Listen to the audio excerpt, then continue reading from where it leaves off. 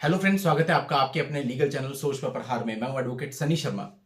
दोस्तों, आज की इस वीडियो में बहुत सिंपल शब्दों में मैं आपको समझाने की कोशिश करूंगा कि आपके जो भी मुकदमे हैं आपको इसका खात्मा कैसे करना है। देखिए, इधर उधर की बातें ना करके सिंपल अगर हम सोचें कि प्रैक्टिकल वे क्या है, जुडिशियल सेपरेशन, कंज्यूगल राइट्स का केस, अला फला, लीगल नोटिस, तमाम प्रकार की चीजें। देखिए, जो लोग मुझे जानते हैं पर्सनली उन्हें पता होगा कि हमारा चलने का तरीका क्या है कि हम इधर उधर के काम करते ही नहीं, इवन हम डाइवोर्स तक भी अवॉइड करते हैं जब तक कि बहुत जरूरी ना हो। और दोस्तों, लड़की ने जो केसेस किए हैं उसमें हमें लड़की वालों की मेंटेलिटी से खेलना है, क्योंकि यहां पे बात पति वर्सेस पत्नी नहीं है, यहां पे बात राइट वर्सेस रॉन्ग है। हर एक व्यक्ति जानता है क्या सही है और क्या गलत है। अभी मैं आपको एक उदाहरण बताता हूं। मेरे पास एक मामला था और मैं लड़के की तरफ से था, और लड़की वाले जो वकील साहब थे वो मेरे पास आए और आके बोलते हैं, सनी भाई इनका कुछ सेटलमेंट करवा दो। बोला, यार देखो, मेरे को भी पता है कि 95% लड़कियां जो है सारा गलत लिखती हैं, इसी तरह से लिखती है, लेकिन क्या करें, अब जो चल रहा है, आप देख लो कुछ बन सकता है। तो कहने का मतलब, हमें अपने मन में तो पता ही होता है ना क्या सही है क्या गलत है, अब बाहर दिखाने की चीजें अलग होती हैं। तो इसलिए अगर इतने सारे केसेज में ऐसा चल रहा है, झूठे मुकदमे आज के समय पर दर्ज हो रहे हैं, तो इन झूठे मुकदमों का मकसद क्या होता है? सिर्फ एक मकसद होता है कि आपको ब्रेक कर दिया जाए। They also don't want to go for court proceedings, but उनका मकसद पूरा नहीं होता तो वो कोर्ट में जाते हैं। फॉर एग्जाम्पल, सबसे पहले कॉ सेल से कॉल आया, वहां पे आप देखना उनकी मंशा मीडिएशन के दौरान या तो ये होती है कि आपसे मोटा अमाउंट ले लिया जाए, या बार बार ये बोलते हैं एफआईआर दर्ज करो, इन्हें जेल भेजो जेल भेजो। वो बोलने से कुछ होता है नहीं, एक एफआईआर दर्ज हो जाती है। इवन एक मामले में अभी एफआईआर दर्ज हुई, लड़का एनआरआई है, आज बल्कि मुझे आईओ साहब से मिलना है उसमें। तो उसमें क्या है कि लास्ट टाइम जब मैं उनसे मिला, उनका ये कहना था कि साहब इनका सेटलमेंट करवा दो। अब बात क्या है, या तो आप सेटलमेंट कर लो, थाने पे पैसे दे दो। यानी लड़की वाले पहले आउट ऑफ द थाना, out of the police station पैसे की डिमांड कर रहे थे, बहुत मोटी। तो लड़के वालों ने मना कर दिया। अब उन्हें लगा हम एफआईआर दर्ज करा देंगे तो इनके ऊपर फर्क पड़ेगा, ये पैसे दे देंगे। अब एफआईआर दर्ज हो गई, वो लोग मेरे पास आए, तो मैंने कहा भैया तुम्हें थाने जाना ही नहीं, जब कॉल आएगा मेरे को आईओ साहब का नंबर देना, देखते हैं क्या करते हैं। और अभी तक फिलहाल वो थाने गए नहीं। अब उन्हें लग रहा है कि एफआईआर हुए इतने दिन हो गए, 1 महीना बीतने वाला है लगभग, और अभी तक भी इनको कोई फर्क नहीं पड़ रहा है। तो अब उन्होंने पुलिस लेवल पे प्रेशर बनाना चालू कर दिया कि भैया जब वो यहां पे आएंगे तो आप उनको जो है कोशिश करना कि वो सेटलमेंट कर ले। लेकिन ये तो आपके ऊपर है। अब अगर आपने यहां पे भी सेटलमेंट नहीं किया तो उनके जो उद्देश्य थे वो सारे विफल हो गए। और करना क्यों है, कौन सा डर पड़ा है हमें? जो धाराएं, जो सेक्शंस हैं, उसमें गिरफ्तारी हमारी बनती नहीं, ठीक है। और बहुत ही ज्यादा हो गया तो जाकर के स्टे ले लेंगे हाईकोर्ट से, ठीक है। आप पुलिस वाले नाम हटाएंगे, ठीक है, अगर नहीं हटाएंगे अपनी इन्वेस्टिगेशन में तो हम हाईकोर्ट में क्वेश्चन डाल देंगे। मतलब हम कहां बंधे हुए हैं जो हम माने?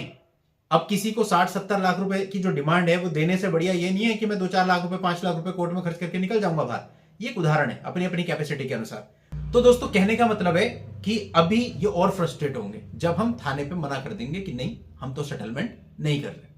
इसी तरह से दोस्तों, जब फिर ये कोर्ट में आएंगे, आगे मीडिएशन होगी, वहां पे भी इनका पूरा जोर यही रहता है कि सेटलमेंट हो जाए, कुछ पैसा मिल जाए। लेकिन जमीन और आसमान का फर्क पड़ जाता है। अगर आप थाने पे पैसे दोगे, पहले अगर थाने के बाहर दे देते 60-70 लाख, थाने में आ गए 50 लाख, ठीक है, थाने के बाहर कोर्ट में आ गए, मीडिएशन में आ गए 30 लाख, उसके बाद जब 1 साल तक केस झेल लेंगे उसके बाद वही 20 लाख, और लास्ट में देखो क्या होता है। तो इसीलिए दोस्तों, हमें जल्दबाजी नहीं करनी चाहिए। अब एक मामले में लड़के से उन्होंने समझौता किया, भैया ऐसा 6.5 लाख रुपए दे दो और ये सामान वापस कर दो, हम अपनी एफआईआर वापस ले लेंगे। एफआईआर वापस हो गई, लेकिन उसके बाद मुकर गए। और दोस्तों, अब कहते हैं कि वो फिर से दे दो, तो अब लड़का क्यों देगा? उस समय पे लड़के का कुछ खर्चा नहीं हुआ था, उसने कहा चलो मैं दे देता हूं, कोई बात नहीं, छुटकारा पाओ। आज के समय पे वो अपने 2 लाख रुपए खर्च कर चुका है, अब वो तुम्हें 6.5 क्यों देगा? अब तो कहेगा ना, यार जब मेरे 2 लाख रुपए खर्च हो गए तो मैं तो 4.5 में ही करूंगा, तो करना है करो, नहीं करना मत करो। तो ये चीज है, मतलब ये चीज ना दोनों पक्षकारों को समझनी चाहिए। हम किसी के पक्ष या विपक्ष में बात नहीं कर रहे हैं। ये चीज लड़की वालों को भी प्रैक्टिकली समझनी चाहिए कि जो चीज अमिकेबली सॉल्व हो सकती है, आप कितना ही कोर्ट कचहरी में भाग लो, कुछ नहीं होगा, केवल लाइफ खराब होती है, जीवन खराब होता है, एज निकल जाएगी बच्चों की, दोबारा शादी भी नहीं कर पाओगे। तो ज्यादा अच्छा यह है कि आप बैठ करके टेबल पे निपटा लो। ज्यादा लालच करनी सही चीज नहीं है। अगर आपको लगता है कि चलो आपके मन में है कि मुझे 20 लाख रुपए मिलेंगे, लेकिन वो प्रैक्टिकल नहीं है तो कभी भी नहीं मिल सकते, ठीक है। अब एक उदाहरण में, एक लड़का है, उसकी सैलरी 10,000 रुपए महीना है, और लड़की वाले एक्सपेक्ट कर रहे हैं कि 11-12 लाख रुपए मिल जाएंगे। आप बताओ, कोर्ट क्या दिला देगा? 2,000-3,000 रुपए मेंटेनेंस प्रति माह, वो भी कैसे मिलता है, प्राइवेट नौकरी आज है नहीं है, यही मिलेगा बस, यही आपका राइट है, ले लो कोर्ट से। तो 11 लाख तो नहीं मिलेंगे।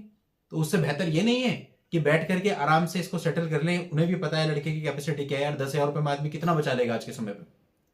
तो 2-4 लाख रुपए में अपना बैठ के सेटलमेंट कर लो, कुछ तो मिला। और जबकि बिना दान दहेज की शादी है, शादी में कुछ लिया नहीं गया, कुछ नहीं है, सब है प्रूफ हमारे पास। तो कहने का मतलब ये प्रैक्टिकली लड़की वालों को भी सोचना पड़ेगा, और लड़के वाले को भी यही सोचना चाहिए कि भैया अगर ये अमाउंट लॉजिकल है तो ठीक है, वरना लड़ते रहो जितना लड़ना है। लड़के को तो अपनी तरफ से स्टैंड क्लियर होना चाहिए। वो स्टैंड क्लियर ये होना चाहिए, भैया मुझे दूसरी शादी करनी नहीं है, तुम 10 साल मुकदमा चलाओ, 20 साल मुकदमा चलाओ, मैं चलाता रहूंगा और आता रहूंगा। यही कॉन्फिडेंस, यही एटीट्यूड आपका होना चाहिए। इससे नीचे आपको बात ही नहीं करनी कि ठीक है करते रहो, चला रहे हो ना केस, चलाते रहो, डिटेल लेते रहो। दोस्तों इतनी स्ट्रेटेजीज हैं कि अगर ढंग से केसेस को लड़ा जाए तो ये जो उगाही करने वाले हैं ये 50-50 लाख से 4-4 लाख, 2-2 लाख, 3-3 लाख और इवन जीरो एलिमनी पे भी सेटलमेंट करते हैं।